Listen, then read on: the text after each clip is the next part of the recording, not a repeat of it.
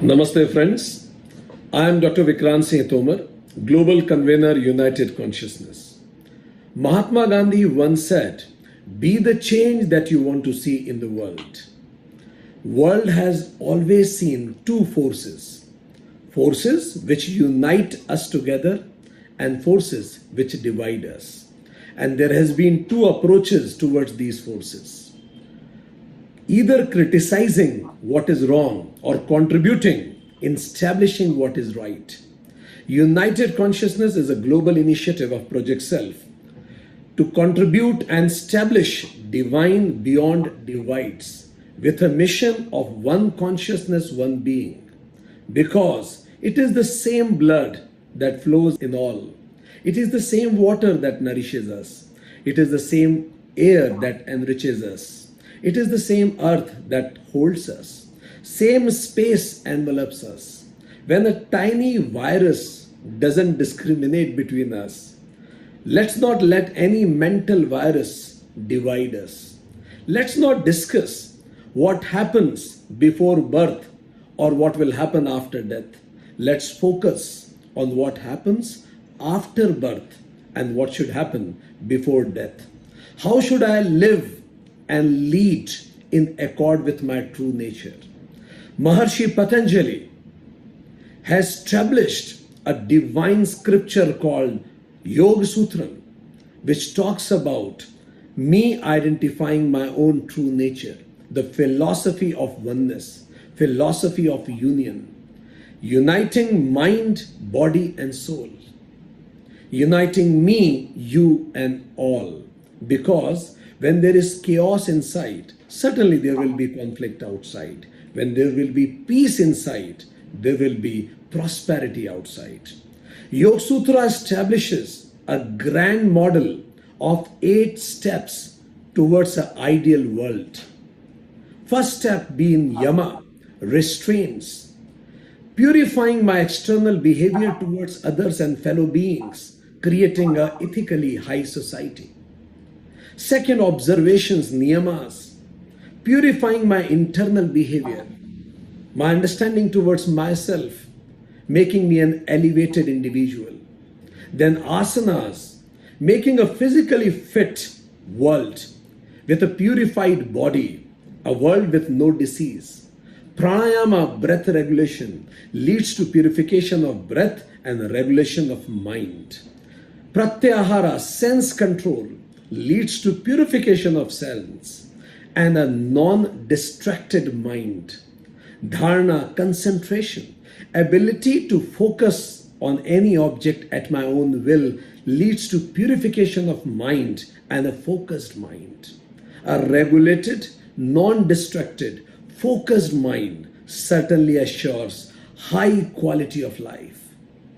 Then dhyana, meditation, ability to focus deep and long, leads to purification of I-ness, leads to culminates into fixing mind on my true purpose of life. And finally samadhi, absorption, purifying self and absorbed in my own purpose of life, reaching the goal of life. Yoga envisages a world where I am individually elevated with niyamas. We establish an ethically rooted society in yamas, physically healthy society with asanas, mentally peaceful world with pranayama and pratyahara, spiritually elevated world with dharana and dhyana, and enlightened being with samadhi. Then only there will be Ram Rajya established. Kingdom of heaven will be established, and that will be a real promised land. So dear friends, United Consciousness invites all of you together between 18th to 26th of June to contribute and witness one of the world's most diversified yoga event, International Yoga Week celebration. Sit back and witness one of the grand masters of yoga philosophy, life coaches, dancers, practitioners, meditators coming together on a common platform from more than 120 countries of the world to contribute in establishing divine beyond divides. So sit back, relax and enjoy and witness and get benefited by this grand event. I would like to extend my thanks to European Yoga Federation, AAYT Australia, Yogismo International South America, Project Self Incorporation USA, Spiritual Council in Africa, Siddhashram, Yoga Vidya Germany, Yogalam, World Movement for Ayurveda and Yoga for having contributed in this event. Thank you very much.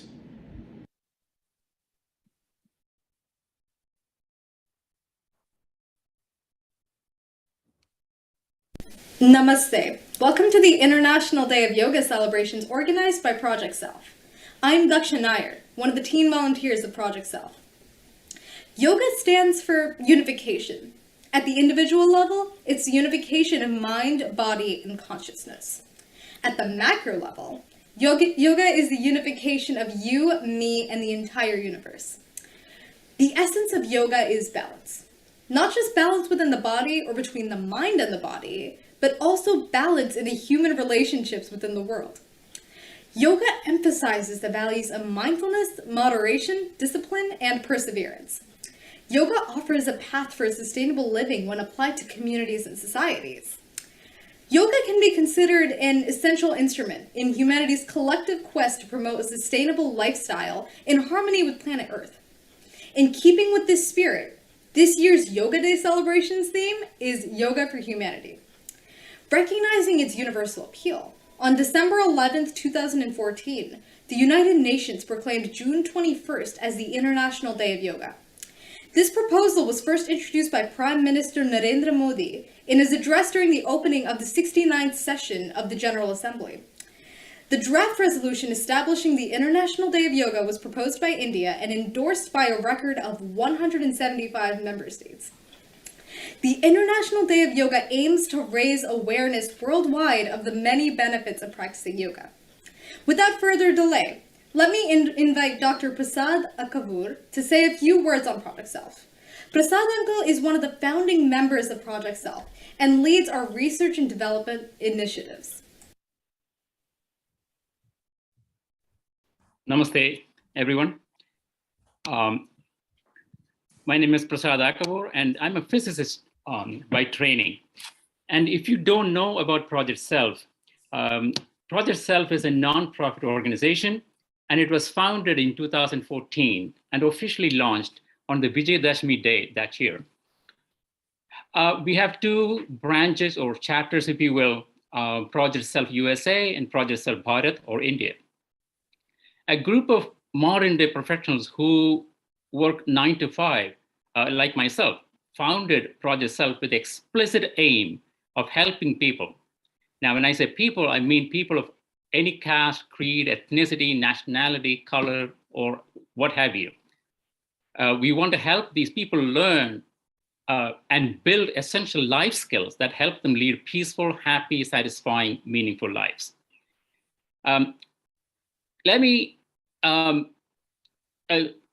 just say that we're everyday people. The founders of Project Self are everyday people, and we are not swamis or monks or highly enlightened people. The point that I'm making here is this kind of skill, life skill that we're building is applicable to any human being on earth who wants to be happy and peaceful in their lives. Now, happy life means what? Physical health, emotional health, or emotional resilience, intellectual growth, and of course, peace of mind. Now, we believe that spirituality is the answer here. Currently, we are focusing on teachings from the Hindu scriptures. However, we're always open to learning from other spiritual traditions. Assimilation of all and exclusion of none. That's our motto. Now, we view spirituality as a practical life skill or tool that enables one to get closer to one's full potential. Why? Because the discipline of the mind is absolutely necessary for success in any endeavor. We emphasize here that spirituality is not the realm or domain of just older people. In fact, experience has shown that the younger you start, the better. And this is why we have regular programs. Project Self has regular programs for kids as well as for adults. What are some of these programs, you might ask? Yoga and meditation for kids, yoga and meditation for adults. Now, academic programs for students, and things like diabetic prevention program for adults, and so on. Because we, as I said earlier, we believe true happiness doesn't come from intellectually satisfying life. Physical health has to accompany that. Now, if you go to our website, Project Self or peaceself.org, you can get a better idea of what exactly we do. Like everybody else, we were affected by the pandemic for the last couple of years, but the silver lining that we see here is that we had already been thinking about and planning a digital presence on the internet so that a much larger cross-section of world's population can benefit from our programs. Now, for us, this is a transition period, yes, but then we're extremely excited about the endless opportunities that await us. What I mean by that is we're going to replace in-person classes and discourses with digital ones.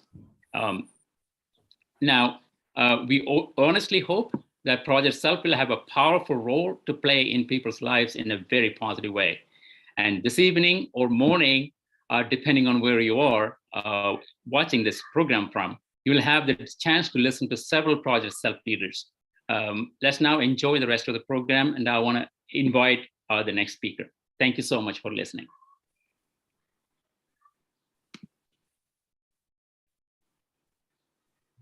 Thank you very much, Prasad Uncle. Now let us play a short video message from Mr. Upendra Chibukala, who currently serves as a commissioner on the New Jersey Board of Public Utilities after serving more than 12 years in the New Jersey General Assembly, where he had been the deputy speaker. Namaskar, this is Upendra Chibukala, New Jersey Board of Public Utilities Commissioner. I just want to wish everyone a very happy and eventful International Day of Yoga on June 21st. I want to commend Prime Minister Narendra Modi ji for negotiating with United Nations and having them declare June 21st as the International Day of Yoga. And there are many experts who will be talking about yoga, but what I would like to say a few words about is my experience with yoga. I'm so proud to be an Indian American.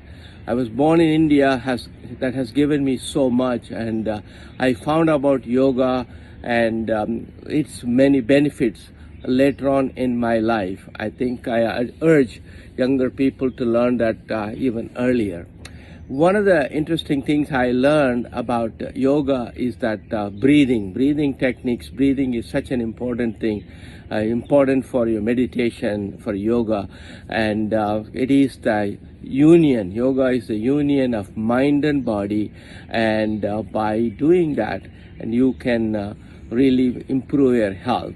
And recently, I came across a group called Spiritual Tablets, introduced by my cousin.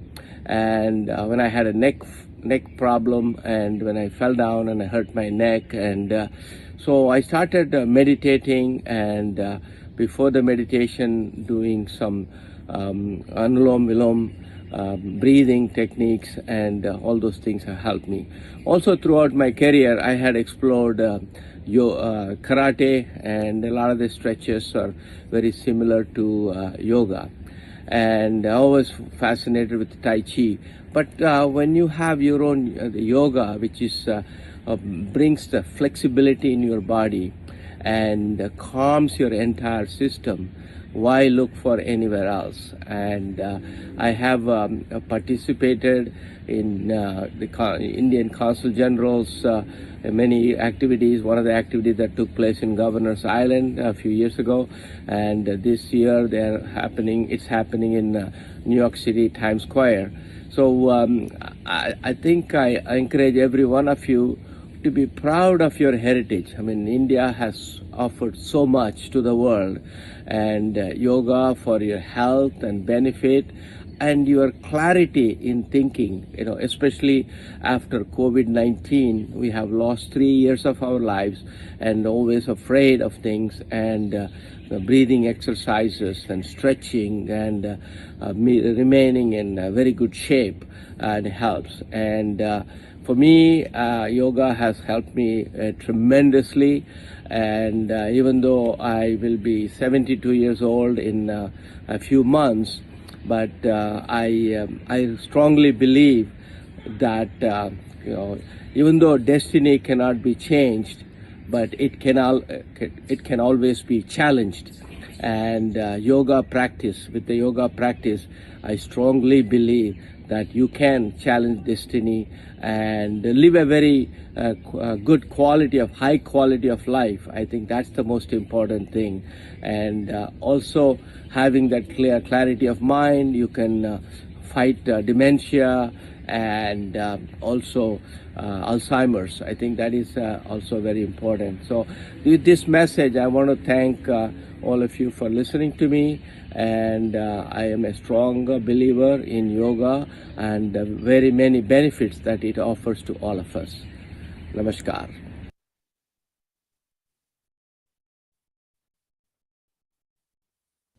Our sincere thanks to Upendraji for his message. Now, let me invite Dr. Vijay Reddy to talk about the topic Asteya, one of the key codes of conduct in Maharshi Patanjali's Ashtanga Yoga. Vijay Uncle is the president of Project Self and working as a senior director in a pharmaceutical company. He is also an ardent student of Vedanta and Yoga. Namaste. Good evening, good morning, wherever you are. I thank you. First of all, I thank you, Dr. Vikrant Singh Tomar and the team in India, and Karthik, Prasad, and the team in the United States for organizing this global event on the occasion of International Day of Yoga. I'm honored and privileged to be part of this event, global event, and thank you all for the invitation. So I am asked to speak on Asteya. Asteya is translated as non-stealing. Asteya is one of 5 yamas that are the social ethics prescribed by Maharshi Patanjali in Ashtanga Yoga.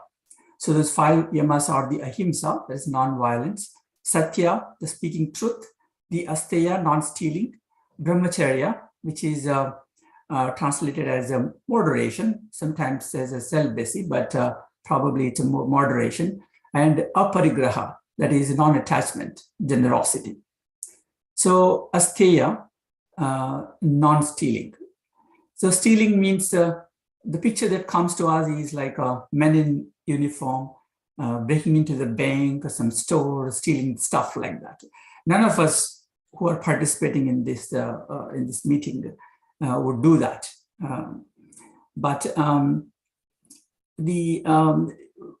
Most of us also would not thieve. Like in fact, most of us work very hard to support our living and also help others to succeed. But the asteya has much more deeper meaning. We commit stealing in a more subtler ways. For example, when you take services in our day-to-day life, we don't pay for them. For example, when you visit a temple, you are deeply devotional and you go to the temple, you pray there, but you don't donate. You just come out, basically that. So that's also called stealing, that is. Sometimes we bargain too much, especially the opposing party is a weaker one, then we bargain too much. For example, when I visit India, sometimes I watched that there was a vendor selling coconuts, green coconuts, right? He's selling per one, for example, like a 10 rupees, right? And then the customer asked them, can you give for 7 rupees or 8 rupees? So they bargain a lot.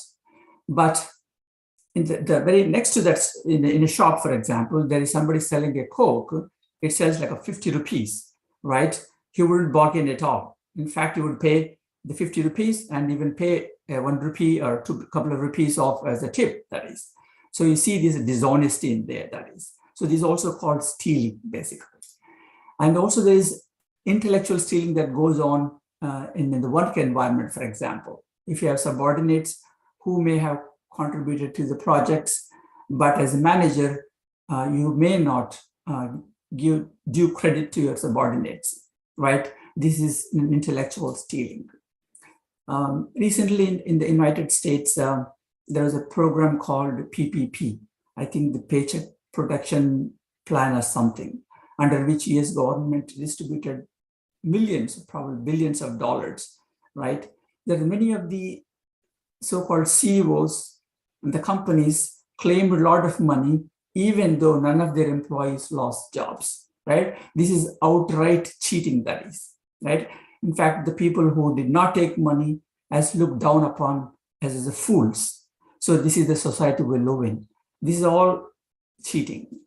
Probably even more subtler one is that even though our own money, but we accumulate a lot of stuff.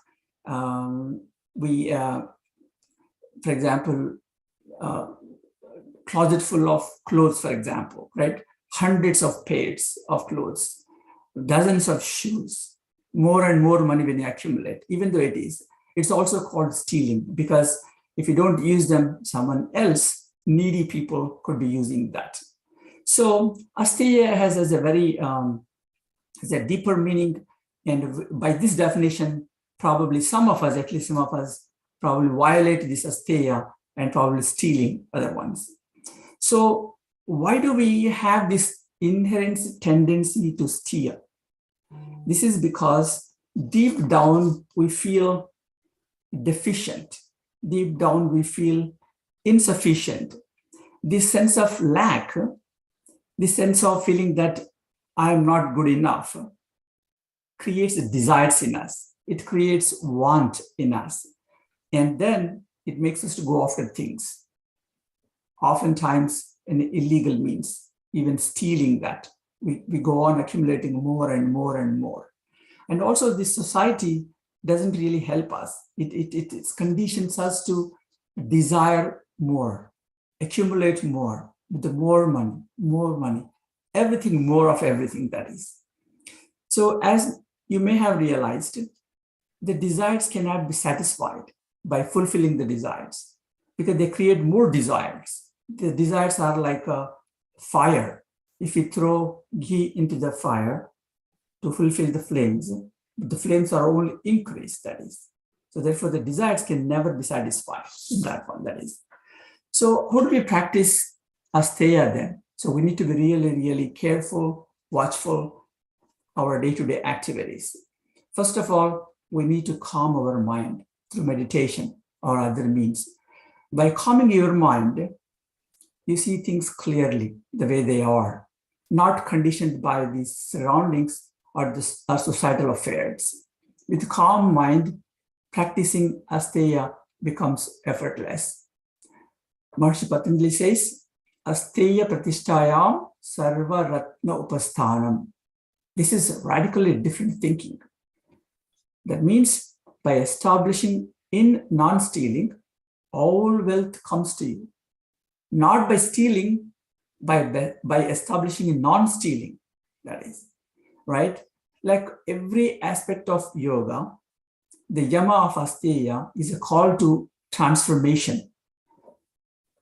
Asteya is calling us to cultivate a way of life that is full of abundance, gratitude, so much so that the idea of stealing doesn't even arise, or the idea of stealing is not even imaginable, that is.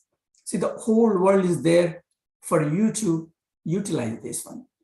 So in a few moments ago, we described asteya as in terms of don'ts, the negatives. Don't do this, don't accumulate, right? Don't hoard the things that you don't need it, right? But we're talking about the do's, that is. What we should do, think of abundance. Be grateful to what you have, that, right? So when you connect, this is possible only when you connect to the whole, when you are inclusive, that one.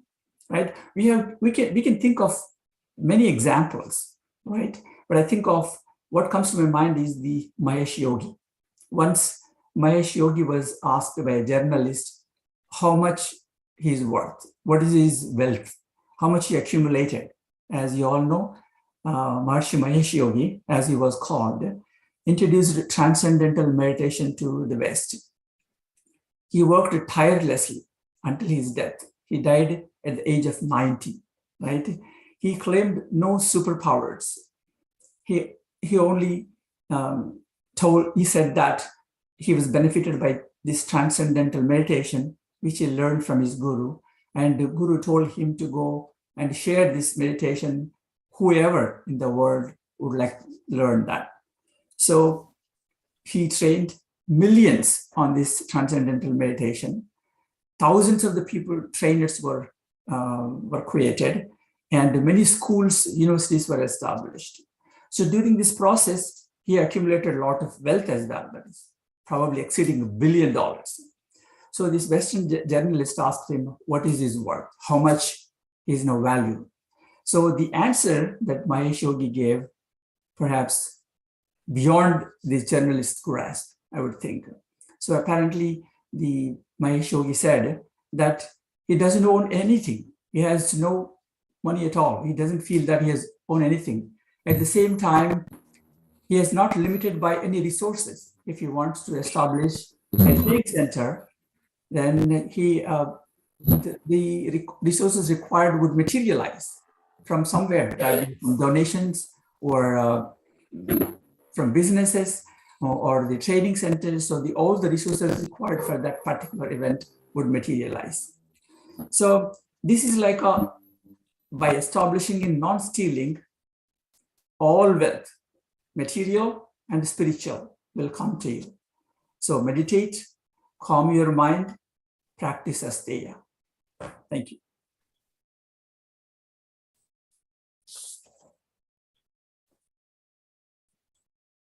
Thank you very much, Vijay Radik. The next talk is on topic Vairagya by Rajesh. Rajesh is one of the founding members of Project Self. Namaste. Good morning, good evening, wherever you are. On the occasion of this International Yoga Day, I feel so happy and blessed to be in this platform. You might be wondering, how did we pick up this random topic? Vijay just talked about asteya, and I'm going to talk about Vairagya. As we explained earlier, this whole week, we are conducting multiple programs. And each of these topics are key ideas or concepts related to yoga. And at the end of this conference, if you put these things together, it will cover most of the topics described in the Yoga Sutra. So that's just an introduction. So the topic given to me today is Vairagya. When you hear this word Vairagya, naturally a negative connotation comes to your mind. In some language, it is hatred. In some language, it is an attitude of running away from the life. What exactly is Vairagya? And what is the role of Vairagya in Yoga Sutra or in the path of yoga? So to get an answer, we just need to go to the source scripture, which is the Yoga Sutra. The first chapter of the Yoga Sutra, the title of chapter is Samadhipada, which describes what is the nature of samadhi, which is the goal of the yoga. Samadhi on a lower level, it is a controlled mind. It is a well-placed mind. It is a mind where you have complete control over the mental activities. It's a big term, right? So typically what happens, your mental activities control us rather than me controlling the mental activity. I have no control over when the emotions comes to me. Yes, emotions are good as long as they are in my control. But if I have uncontrolled emotions, uncontrolled anything, it's not good. Everything has to be within the control. So the goal of the yoga, as defined by Maharishi Patanjali, is yogaha chitta vritti nirodha. It is the ability to control and master the mental activities.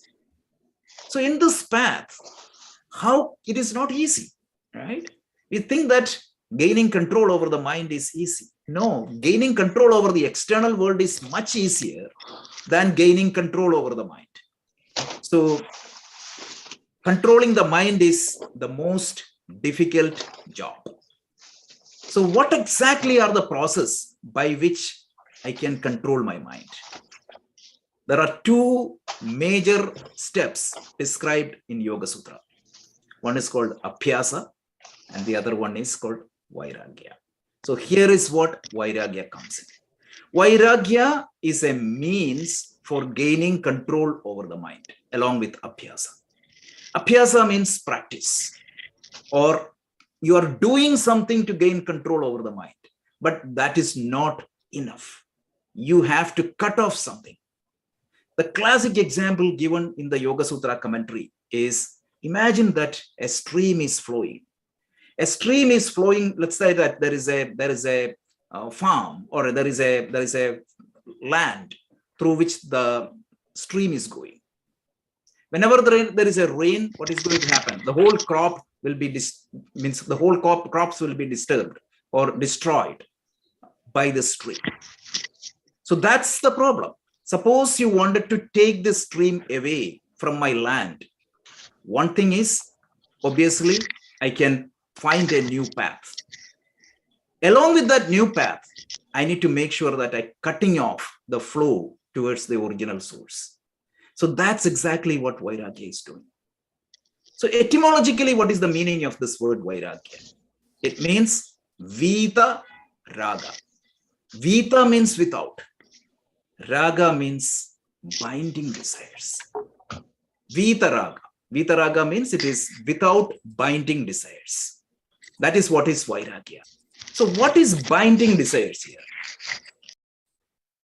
So binding desires means we are not saying that the desires are bad.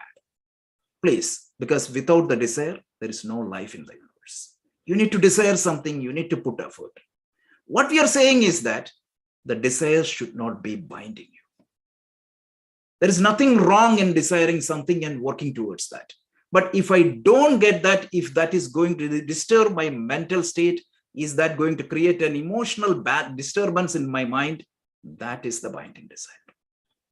This is what is Vairagya, the Raga. So how can I overcome these binding desires? You can see that, right? If you can able to control that binding desire, that will be able to give a balanced state, and that will eventually leads to the control of the mind. So this is how it flows in the Yoga Sutra path. So once again, the goal of the yoga is Chittavritti Nirodha. And for you to get into the Chittavritti Nirodha, you have to follow two practice. One is Abhyasa. Abhyasa means essentially you have to do the Kriya Yoga and you have to do the Ashtanga Yoga. We talked about that a lot earlier in the conference. So you need to know Yama, Niyama, Asana, Pranayama, all that. Along with that, you need to develop this Viragasya Bhava or Vairagya. So that is exactly what is Vairagya.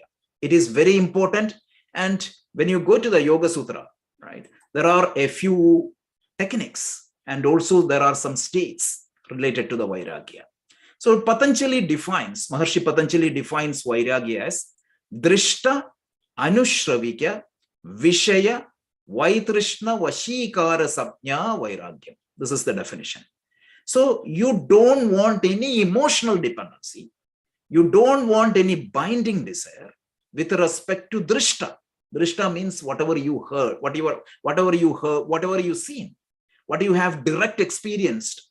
Not just the Drishta, Anushravikya, whatever you heard or whatever you can imagine.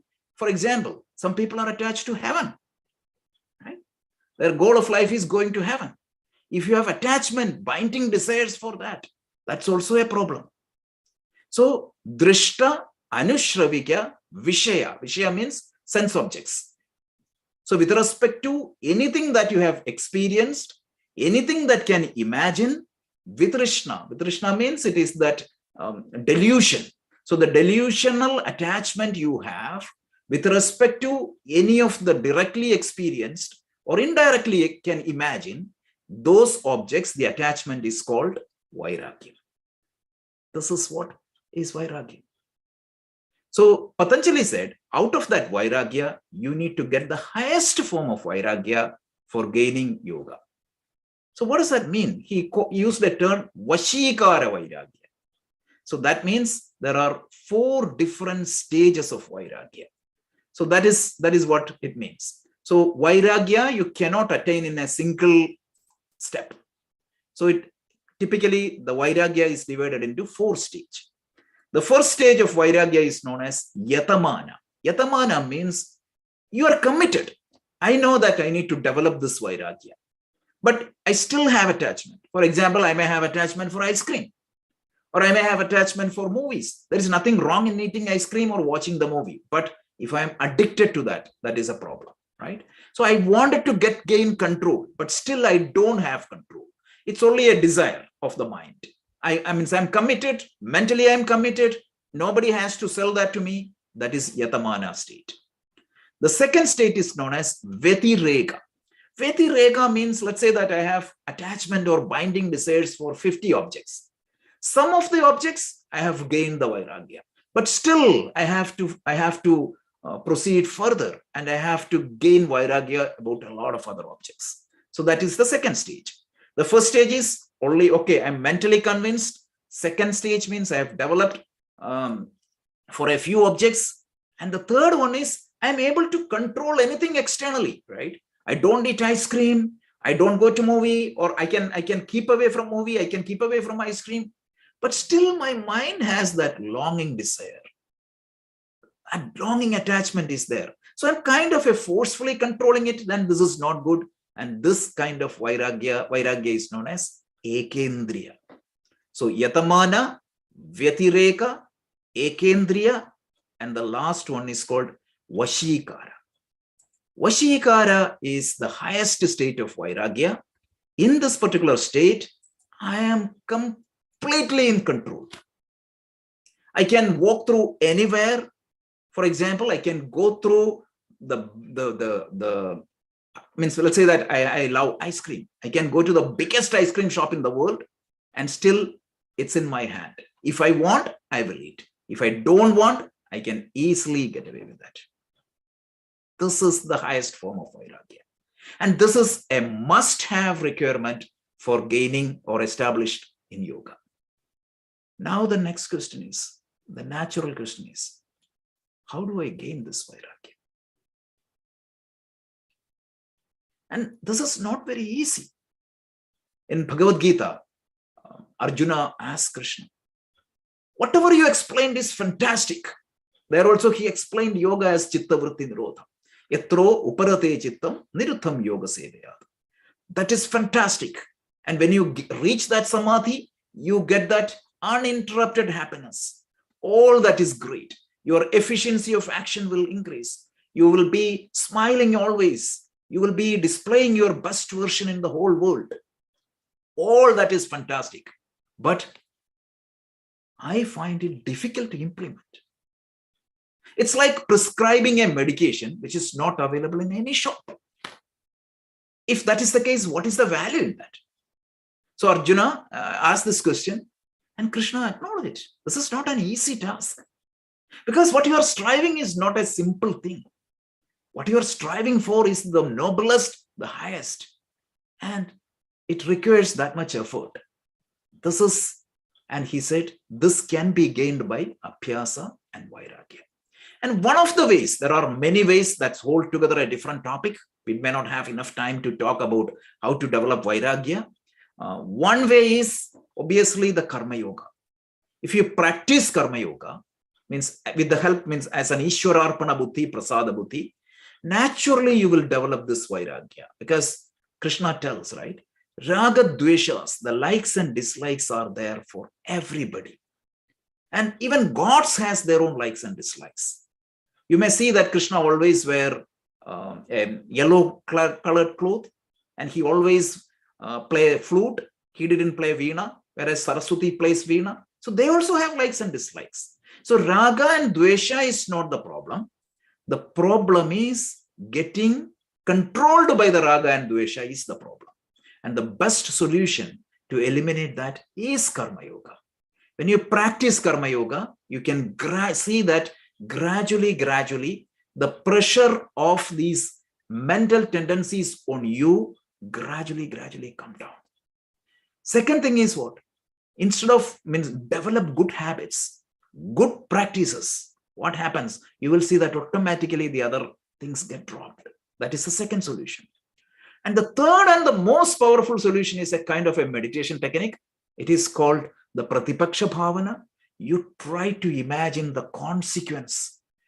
You see what happens. For example, if I'm addicted to ice cream, let me sit for quiet and think, right? If I eat ice cream every day, what is going to happen to me? Already my sugar means A1C is, of course, pre-diabetic state, right? And if I get diabetic, what is going to happen? So if you think through the consequences, if you contemplate that through multiple times, naturally you get some detachment from that. And also second way of doing it is like, suppose I don't do it, what am I going to gain? Right? I'm going to gain better health. I'm going to look better. I'm going to smile more. I'm going to live more. So thinking about the consequences, right? And also thinking about the positivity by not doing it. So engaging in that sense object, what am I going to lose? And thinking about, and means not doing that, what am I going to gain? This is, again, it is going to help us. So this is a brief summary of the topic Vairagya. And let me just recap that once again quickly. So Vairagya, the goal of the yoga is to gain Chittavritti Nirodha and thereby Samadhi.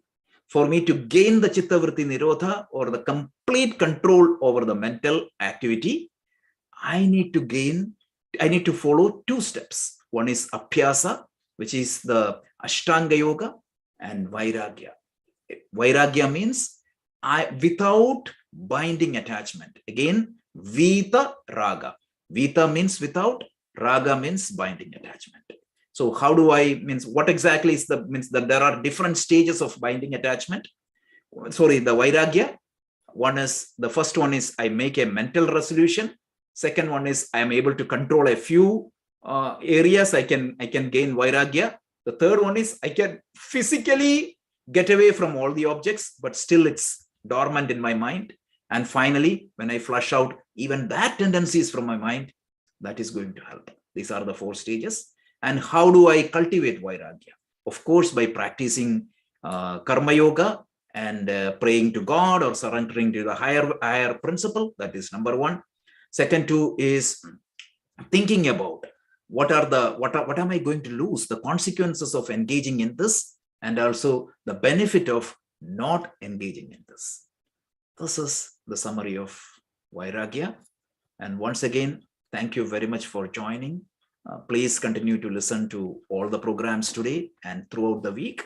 And after that, please go back and watch all the videos you missed in the YouTube channel, because the greatest yoga teachers we can imagine in the world, everybody has come and gave us a talk, 15 minutes. So please be benefited. And thank you very much for attending this session. With that, we can go to the next program. Now it's time for some practical guidance on yoga. Let me invite Avneet Vaid to provide a workshop on Pranayama. Avneet Auntie is one of the founding members and directors of Project Self. She is an RYT 500 certified yoga teacher and conducts regular yoga sessions for Project Self. Namaste. I would like to first take an opportunity to wish all of you International Yoga Week or International Yoga Session. This platform has given us an opportunity to share so many thoughts, amazing speakers, to share their knowledge and bring it to everyone around the world.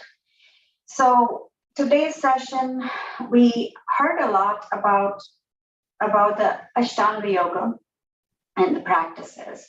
because my session is practical session, so I will be performing some pranayama. So what we're going to be talking about today is pranayama. By definition, prana is energy and yama is regulating your breath. As we have faced the pandemic in the last 2 or 3 years, we have, I think, experienced how important our lungs are. And that's not the only benefit, but we also talked about how we are trying to achieve the ultimate happiness. With good health, we can achieve that ultimate happiness. And as Patanjali said, given us a great path of 8 limbs of yoga, pranayama comes as our 4th limb, and regular practice of pranayama can really change our mindset, can bring that ultimate happiness in your life. So I'm very fortunate to learn some great techniques from my guru, Sri Yogendra Ji, the founder of the Yoga Institute. And he gave us 4 simple techniques that anybody can practice first thing in the morning with the empty stomach. Yogendra Pranayama 1, 2, 3, and 4. So right now, what I'm going to demonstrate is first starting with the Yogendra Pranayama number 1. It also helps in your meditation. It should be practiced first thing in the morning. Try to sit in an open space. More oxygen is there. If you can sit outside, that will be ideal. But if you are sitting in a room, try to pick a room which is a little bigger in size. It provides good air circulation. So the first technique we're going to practice, and I hope this small session will help you to learn these 4 techniques that you can practice every day. So first, Yogendra Pranayama number 1. Sit straight, spine straight. Open up your shoulders. You can just leave your hand loose. Make sure that the spine is straight so that you can making the space for the air flow. You're not restricting by scooting down. So you're keeping your chest open. Close our eyes. Slowly and gently bringing your attention to your nostril. You're just counting your breath. It's a regulation of breath. So you're counting your breath 1, 2 for your inhalation and 1, 2 for your exhalation. And you do this 10 rounds. Just simply calming your mind, forgetting about everything, just bringing your attention to your breath. Start counting. Inhale. 1, 2. Exhale slowly. 1, 2. Not restricting your breath. Inhale. 1, 2. Exhale. Inhale. 1, 2. Exhale. 1 and 2. Inhale. 1, 2. Exhale. 1, 2. Continue.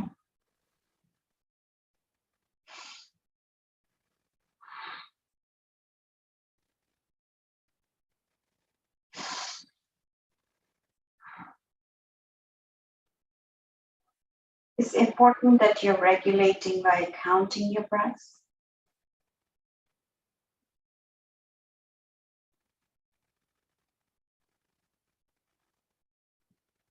This is Yogendra Pranayama number 1.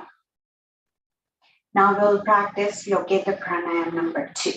This is for intercostal muscles.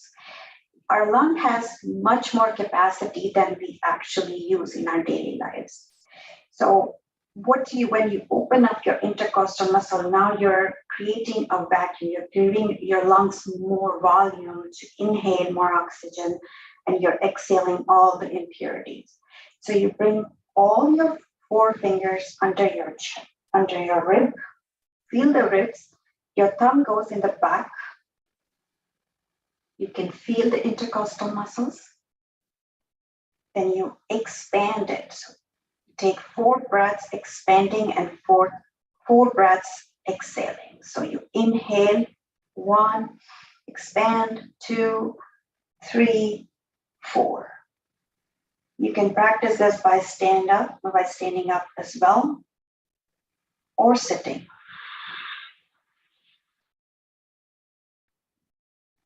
Count your breath. Expanding your intercostal muscle, exhaling.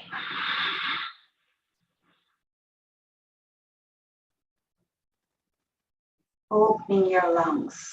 Inhale.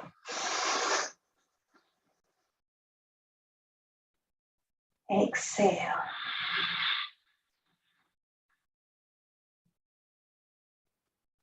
Inhale. Exhale.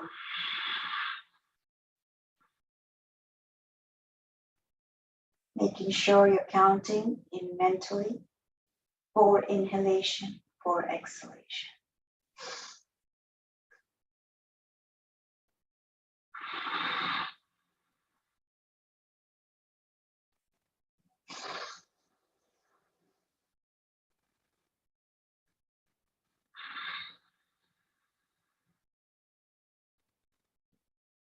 Very simple technique, can be practiced every morning.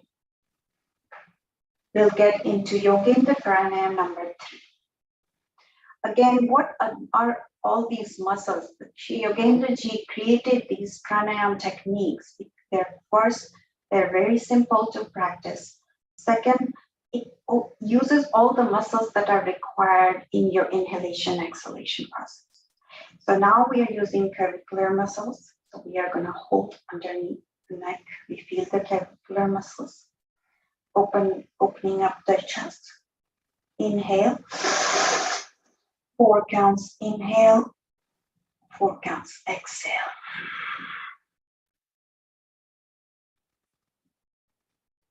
Inhale.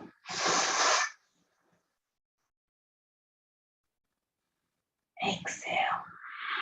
Feel those muscles expanding and collapsing, giving more area for breath to regulate. Inhale. Exhale.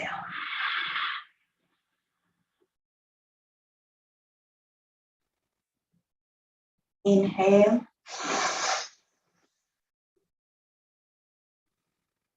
Exhale.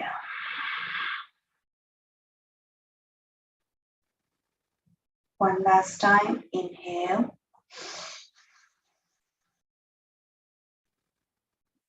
Exhale.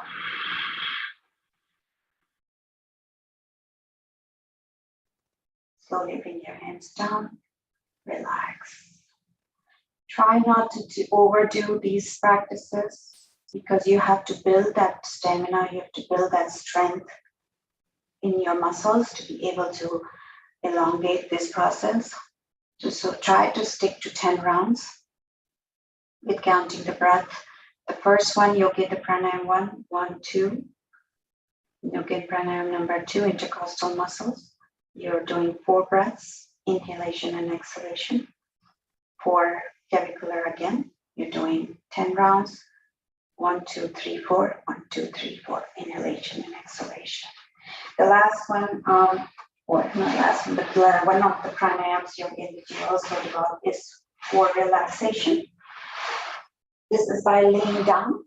You always want to lay down with your on the side, turning on your side, and slowly laying down, relaxing your legs, and then bringing your left hand on your navel, other hand on your side.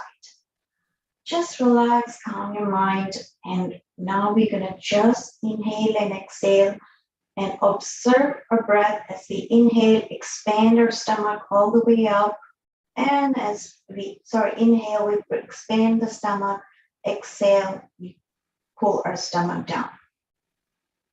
Okay, Again, the count is either 3 or 4. I will start with 3. Inhale, 1, 2, 3. Exhale, 1, 2, 3. Inhale, 1, 2, 3. Expanding your stomach, abdomen up. Exhaling, pull your stomach inside. Inhale. Exhale. Inhale. And exhale.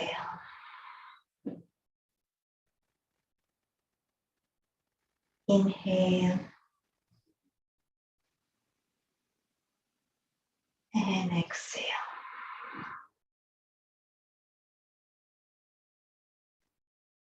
Inhale. And exhale. One last time. Inhale. And exhale.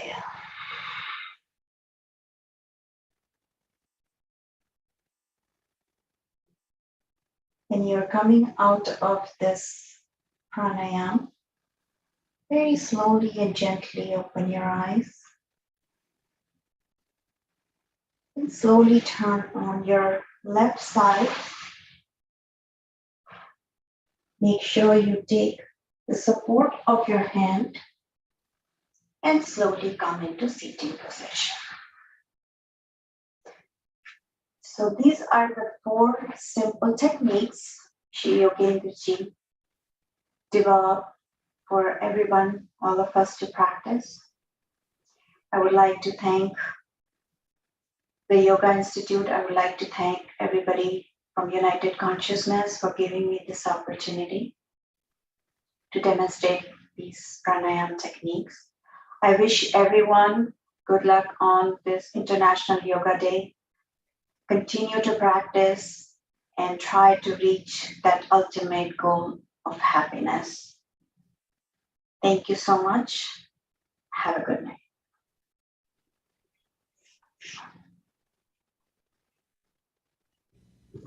Thank you very much, Auntie.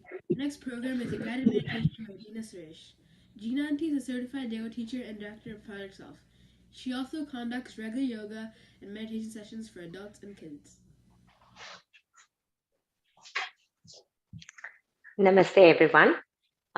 Hope you are all having a wonderful International Day of Yoga. I should say International Week of Yoga.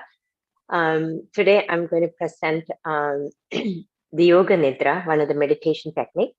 Yoga Nidra is adapted based on the Tantric technique. It's a traditional technique compiled by Sri Satyananda Saraswati. He's a disciple of Swami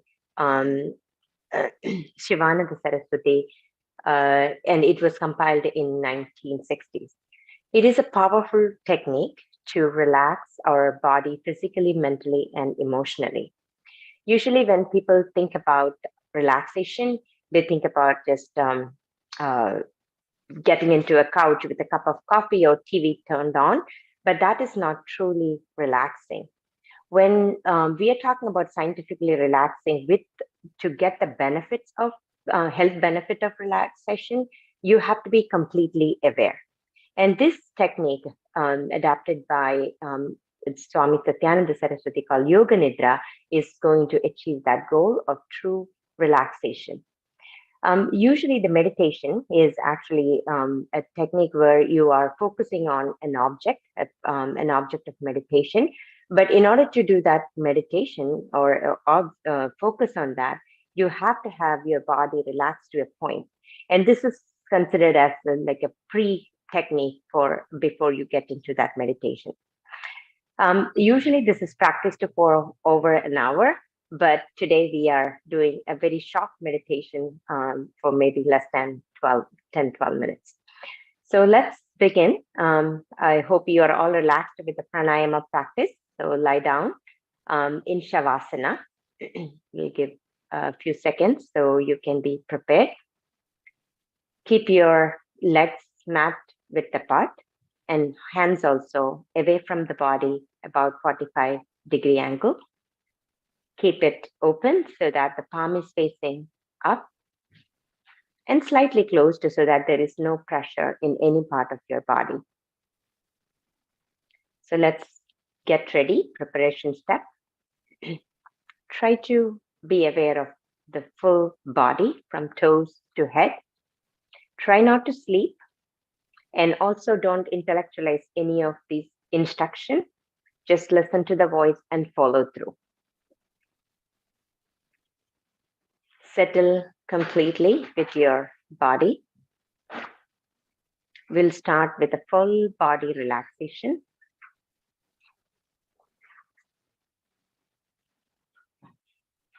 From head to toe.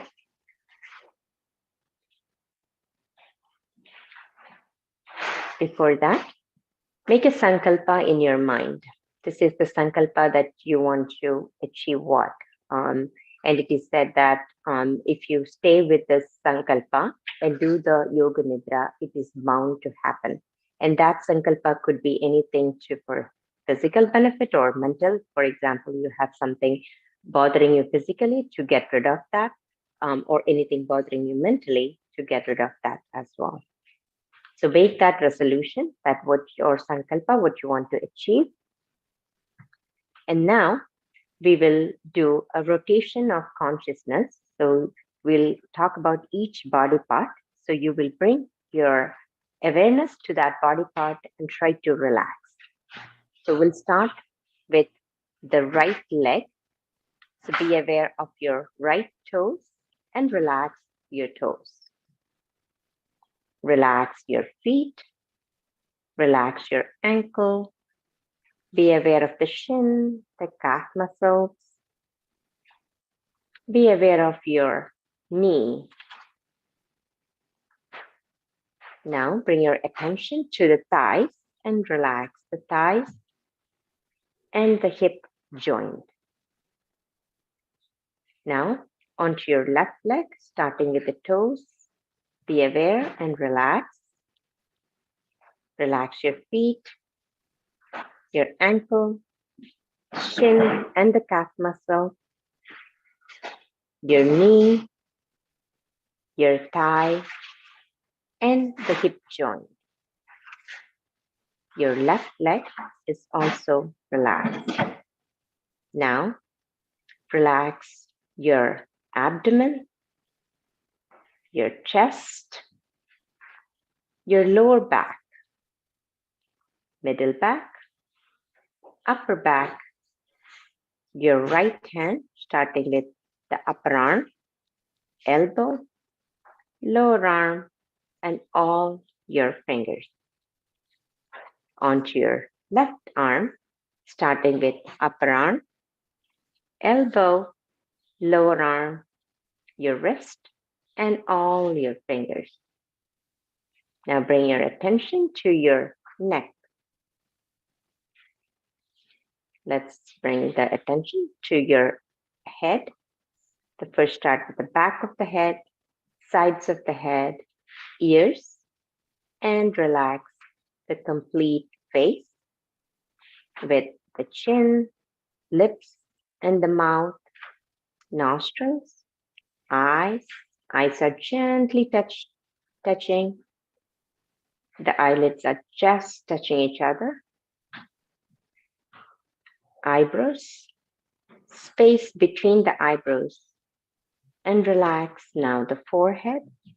Scan it from left to right and relax. And finally, relax the crown of your head. Now your entire body is relaxed from tip of your toes to the crown of your head. Now, bring your attention to your breathing. You can feel the breathing in multiple places.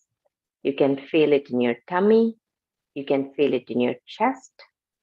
You can probably feel it in your nostrils.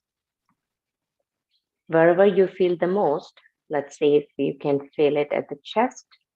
With the inhalation, the chest is rising. With the exhalation, chest is falling. So you simply focus on that rising and falling, and we will count from 10 to 1. With each rising up, you would say 10, and each time it is down, you say 10. Inhaling, 9. Exhaling, 9. Keep counting in your mind until you reach 1.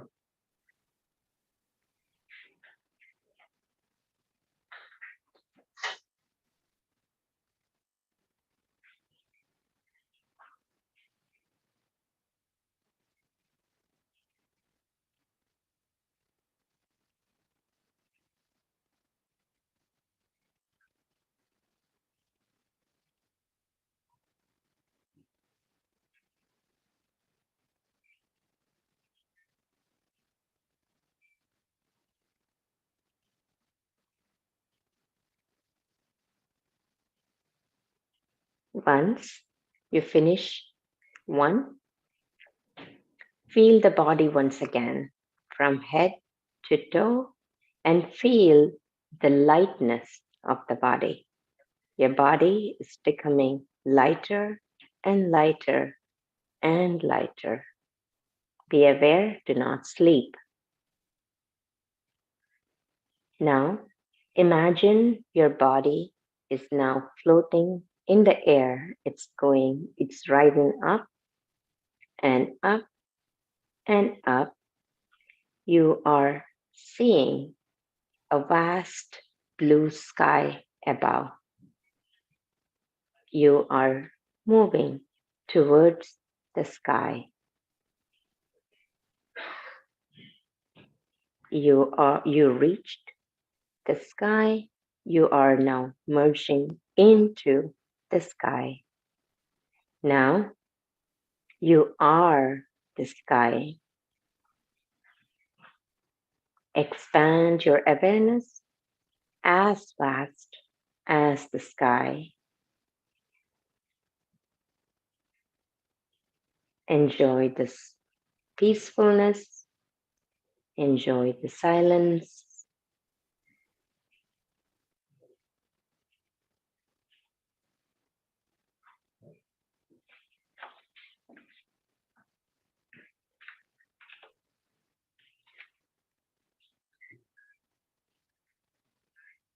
Be aware.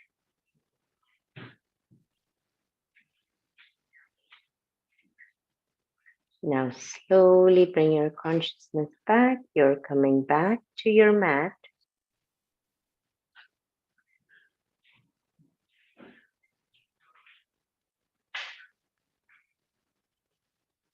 Now be aware of the breathing once again for the whole body.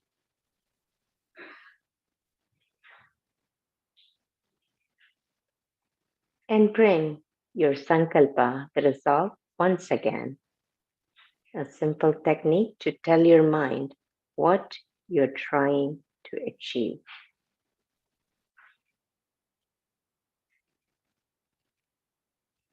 Now, let's remove all the efforts to be aware. Slowly wiggle your toes and fingers and slowly come to one side of the body.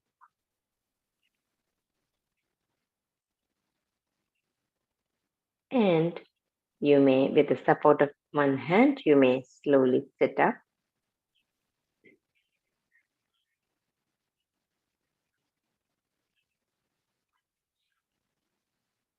Om Shanti, Shanti, Shanti. You may open your eyes. And thank you, Rajesh, and everybody at Project Self for providing this opportunity. I'm grateful to be part of this organization. Thank you. Thank you very much, Gina. Actually, both these yoga sessions were very unique in terms of the content. and in terms of the execution. Thank you very much. So we are moving into the final portion of our program. As always, we conclude our program with a performance, musical performance. And we have our own singer, Alexander Ignitius is here. Alexander is one of the talented classical singer we have in the tri-state region of New Jersey, in the East Coast.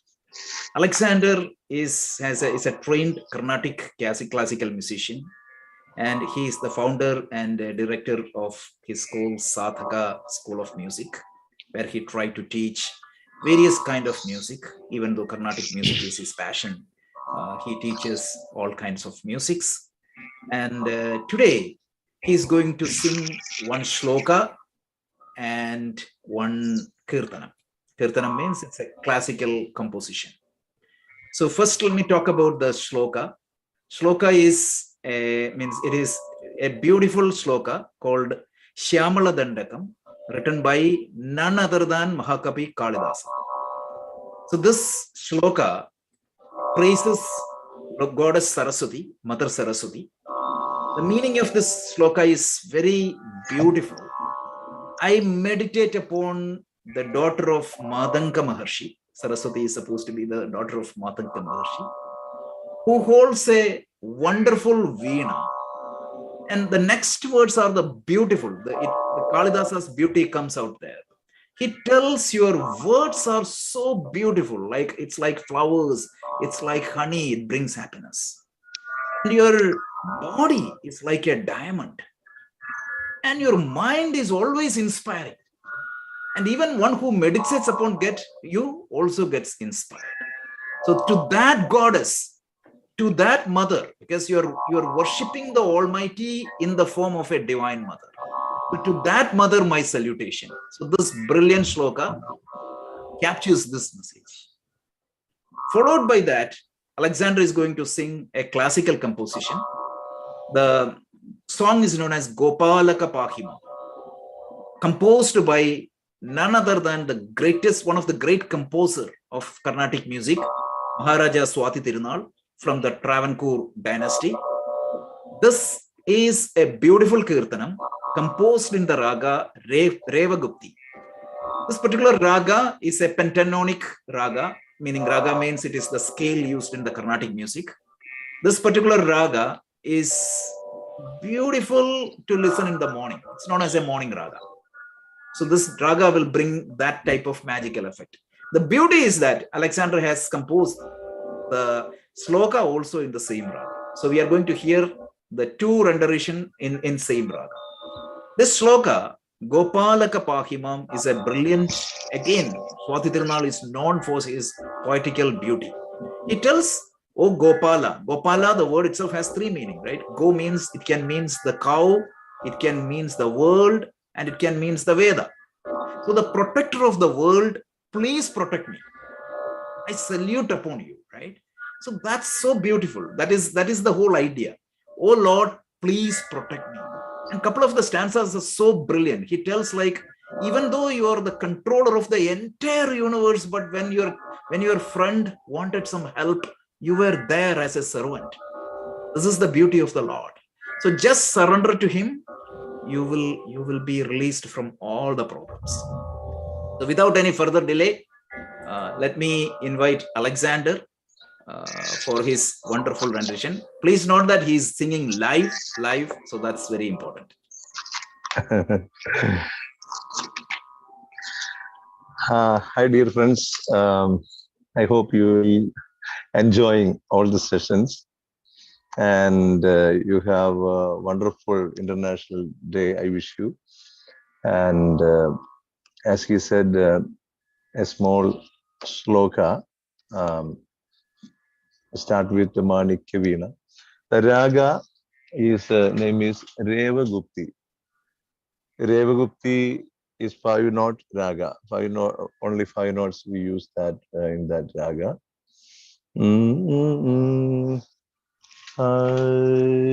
Sariga Padasa. Actually, many ragas we use this 5-note Sariga Padasa, Mohana, and Shivaranjani, and also Revagupti. But I think you know many. We have 7 notes and 12 sadhasthanas, and we use this in this raga, particular raga, small re and big ga, Gandhara, small Rishabham, Shuddha Rishabham, and Andhara Gandhara and Shuddha Devuda. This is a Janya Ragam. Janagaraga is Maya Malavagula. I hope you will enjoy this sloga. Recently, I just tried to learn this song. First of all, I thank my guru, Sri Ajit Kumar Trivandrum. He is teaching me this wonderful sloga.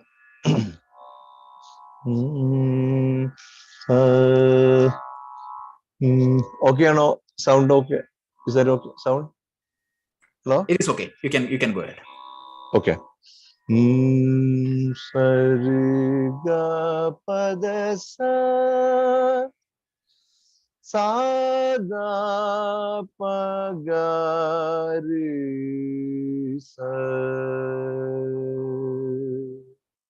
sariga riga paga pada pada sada sari sa dasari sada pagari sa Manikya Veena Upalayandim Madalasam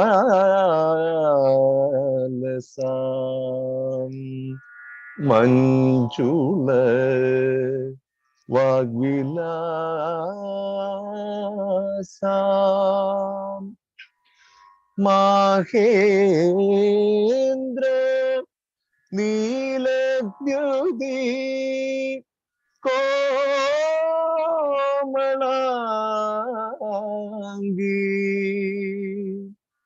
Matanga Kanya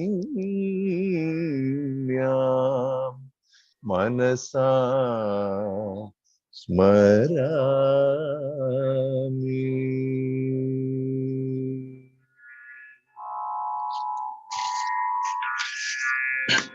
Gopalaka pahi mam anisham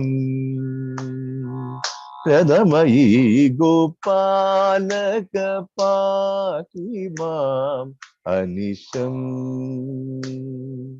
Pradamayi Gopalaka pahi mam anisham Padaradamayi Gopalaga pahi mam anisham Padaradamayi Gopalaga pahi mam anisham Tava Padaradamayi Gopalaga pahi mam anisham Tava Padaradamayi Gopalaka pahi mam anisham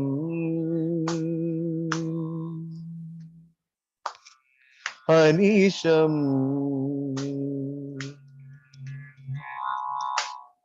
anisham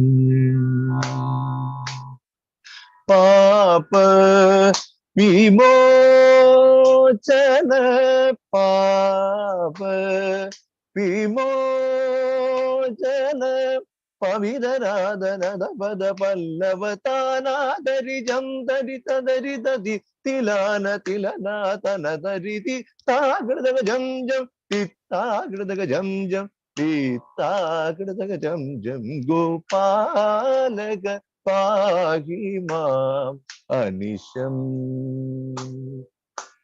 Sadhu gadida mridachana sarosha bida madhruvishit Bhudara jala nirinuga vaguvida bhuvana jala Chalita mughambuja Tana dari jam tari budarida Ittilana tilana Tanadari titta gradaga jam jam Titta gradaga jam jam Pita Jam Jam Gopalaka Pagi Mam Anisham.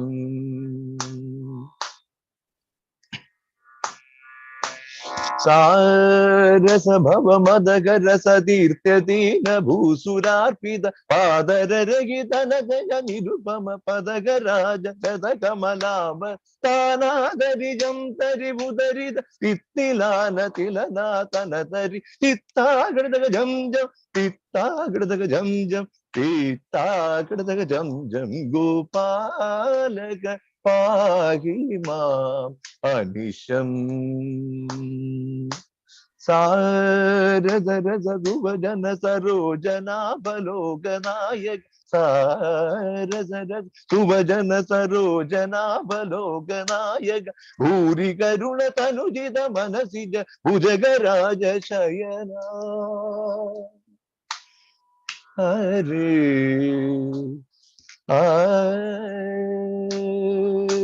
Bhuri karuna tanujita manasija bhujagaraja shayana Murachasana Gopalaka Pagi Mam Anisham. Tava Padaradamayi Gopalaka Pagi Mam Anisham. Anisham. Anisham.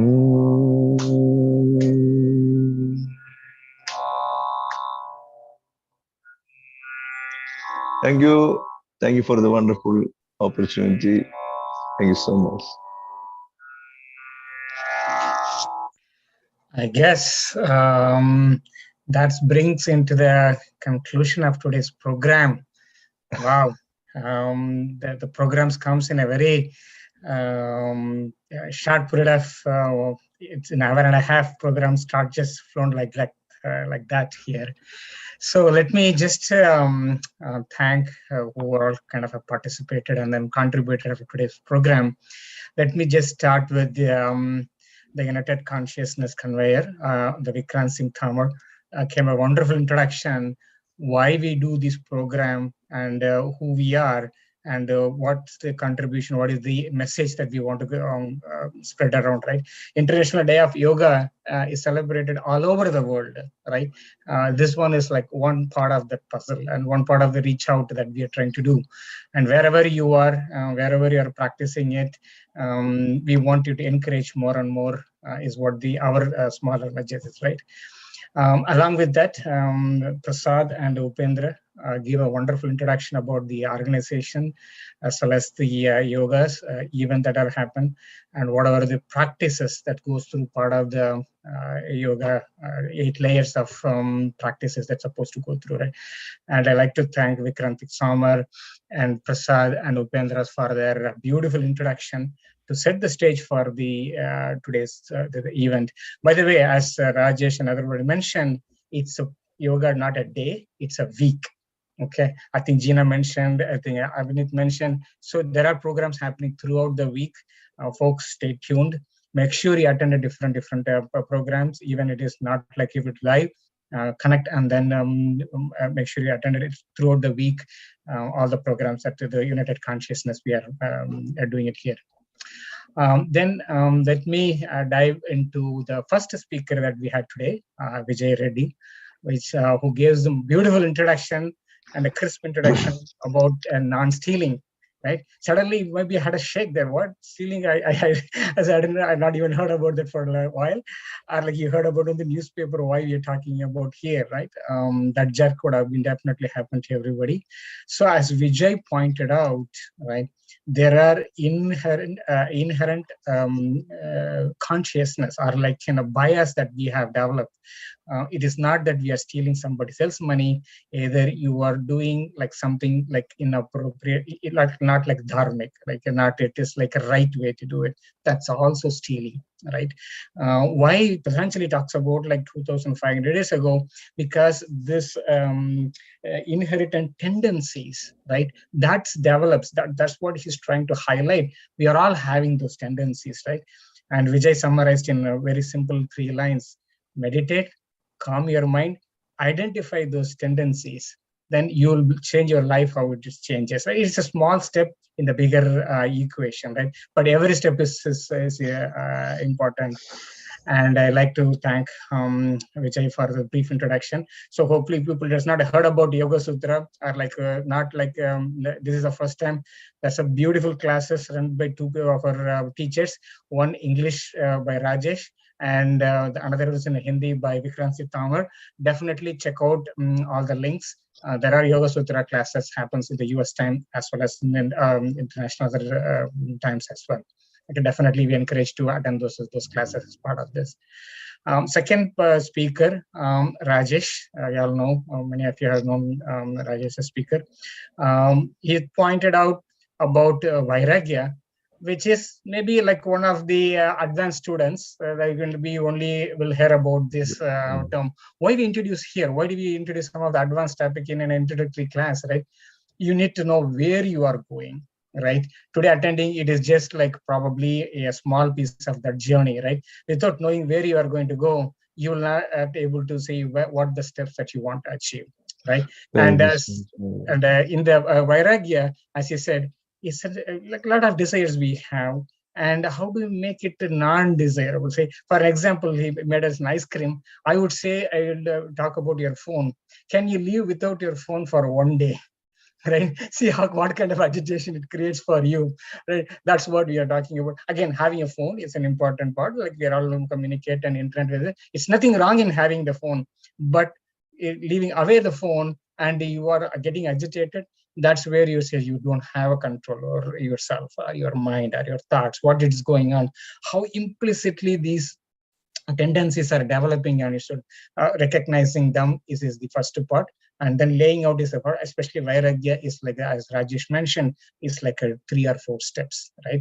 And you develop step by step in your life, and you'll get there. Again, it may be a little bit advanced topic, but we want to tell how do you what is your target goal. Again, Vairagya is not just one of the target goal. It's not the goal there, but this definitely will help to shape your life, how you interact with your family, how do you interact with your friends, your colleague. It'll change the dimension of the life. That's why he brought up that kind of concept and then introduced you this. And there are Bhagavad-Gita classes has been conducted for this. Feel free to join the Hindi class conducted by Vikransi Tamar, and English one done by the Rajesh so here. Right, and thanks to the Rajesh for this wonderful topic covering that today. And Pranayama, where Avanid today did it a very simple, straightforward way to you, Pranayama. A lot of people might be thinking only I had to go to gym and get energetic, right? Only I had to run for like an 30 minutes, an hour, then I get energetic. I need to do weightlifting, I need to get energetic. But I'm telling you what Avanid has given, I'd sit at home, it looked like a very relaxed way. And doing those powerful pranayama, you don't need a coffee in your to run your evening or in the morning time. Okay, it can create that much energy if it is done systematically way. It's not like we don't want to drink coffee, but what we are trying to say is, like here, it has that kind of an impact, right? That's the concept they are introducing. And as somebody pointed out, today's programs are all like very shorter, right? This is not the format that you could normally do, but because of the time constraint, I just introduced the pranayama part there, right? And thanks, Avanit, for this wonderful demonstration, a live demonstration that we had able to go through today. And again, feel free, Avanit conducts some of the Ashtanga yoga classes, and reach out to one of us about the details. We could share more details about those classes as well. And coming to Gina's Yoga Nidra's classes, right? And we all want this. There are 2 types of relaxation that we read. Some people, they cannot sleep at all if they go to night. They can also use this Yoga Nidra, okay? We want to feel to be relaxed and then feel and go to the sleep. And there are other people who are like stressed out. Like it is not like stress, we wanted it, somehow that chases us. But these are all the small techniques where you completely wind down from all your digital world, all yourself. And you can do it anywhere that you can, right? It is not like it has to be done in certain places. It might be a quieter place in the evening or night. It is more preferable. right? So these are all the techniques we want to share with you, where like something that you could practice by yourself. It does not require any like long asanas or something to you to be prepared, but you could go and then practice this one first and then go through. So why do we show like different kind of topics as well as the asanas is to see which one you want to correlate yourself first, right? Whether you want to start with Yoga Nidra, you want to use Pranayama, whether you want to talk about the theoretical study, or you want to Vairagya. And as you said, Rajesh said, throughout this week, there are various programs happening. See which one you were able to correlate it with, right? That's what the most important point. We were just introducing every concepts that we could that we want to expose into. Right. And thanks, Gina, for this wonderful Yoga Nidra session. I always enjoy. I always like had a deep relaxations, and I'm very happy that we are able to conduct this. Right. And the last part is Alexander's song. Yeah, it's beautiful song. Always we conclude with the song that we are all enjoy. Thank you very much, Alexander, for your today's song. We all look forward to more of your songs. And check out Alexander's YouTube channel. There are wonderful videos, CDs that he has already launched. Many of them are really, hits like many likes. I will encourage everybody to follow Alexander as well. Right. And with this time, we are done on today's session. I encourage everybody for this throughout the yoga week. Please check out the United Consciousness the program schedule, and have a healthy, productive, energetic life. And reach out to any member of us if you want to participate in any of the class. And namaste.